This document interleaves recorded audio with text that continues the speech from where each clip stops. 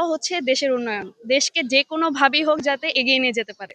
আর যেহেতু আপনি নারী, নারী ক্ষমতায়ন বলেন, নারীর অধিকার বলেন, এ বিষয়ে আসলে সরকারের কি দৃষ্টি চান? এই বিষয়ে আসলে সরকারের কাছ থেকে একটাই চাওয়া যে নারীরা যেসব নারীরা অ্যাকচুয়ালি পিছায় আছে ওদেরকে যেভাবেই হোক যাতে সমানভাবে আগায় নিতে পারে, ওইটাই হচ্ছে চাওয়া নারীর উন্নয়নের ক্ষেত্রে। হ্যাঁ, হ্যাঁ, অবশ্যই শিক্ষা নেওয়া উচিত। এই জন্যই আমরা সবাই হ্যাঁ ভোট না ভোটের ব্যবস্থা করেছি। অবশ্যই এখান থেকে ওরা শিক্ষা নিবে, নিয়ে ওরা ওদের মতো ওদের কার্যক্রম চালাবে। খুবই ভালো, ভোটের পরিবেশ খুবই ভালো, আগের বারের তুলনায় খুবই ভালো। কারণ আগের বার তো আমরা সবাই সব কাহিনী মোটামুটি জানি কি হয়েছে কিভাবে হয়েছে, বাট এবার মাশাল্লাহ দেখলাম খুবই সুন্দর পরিবেশ ভোটের। না না, আমি আমার বোনের সাথে এসেছি, ও প্রথম ভোটার। আর অনুভূতি বলতে খুবই ভালো অনুভূতি ছিল। কালকে 4টা পর্যন্ত অ্যাকচুয়ালি আমরা কেউ ঘুমাইতে পারি নাই, কেন জানি না, বাট খুবই এক্সাইটেড ছিলাম ভোটের জন্য। এখনো ইভেন এক্সাইটমেন্ট কাজ করতেছে যে কে জিতবে। সুন্দর পরিবেশেই ভোট দিয়েছি, কোনো সমস্যা হয় নাই, খুব ভালোভাবেই ভোটটা দিয়ে আসলাম। দীর্ঘদিন পরে 17 বছর পরে সবাই ভোট দিতে আসছে এবং সবাই একটা উৎসবমুখর পরিবেশ, এখানে কোনো সমস্যা নেই। এখন পর্যন্ত সুষ্ঠুভাবে ভোট হচ্ছে এবং আমরা আমাদের ভোট দিয়েছি আলহামদুলিল্লাহ, এবং আমাদের পছন্দের মতন প্রার্থীদেরকেই ভোট দিয়েছি।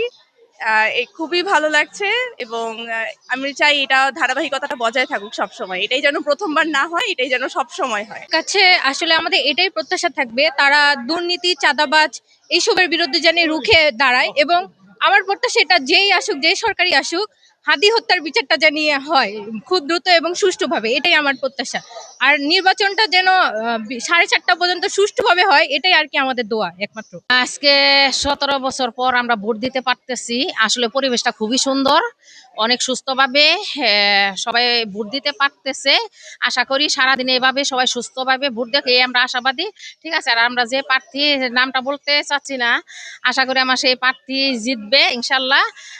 আর তার কাছে একটাই মেসেজ, আপনি জিতলে অবশ্যই আমাদের 39 ওয়ার্ডটা দেখবেন। আমাদের 39 ওয়ার্ডে আপনার গ্যাসের সমস্যা, রাস্তাঘাটের সমস্যা, ছেলে মেয়েদের একটু স্কুল কলেজের এই সুযোগ সুবিধাগুলি অবশ্যই দিবেন। এটাই আপনার কাছে আমার মেসেজ রইল। ভোট দিলাম, পরিবেশ ভালো।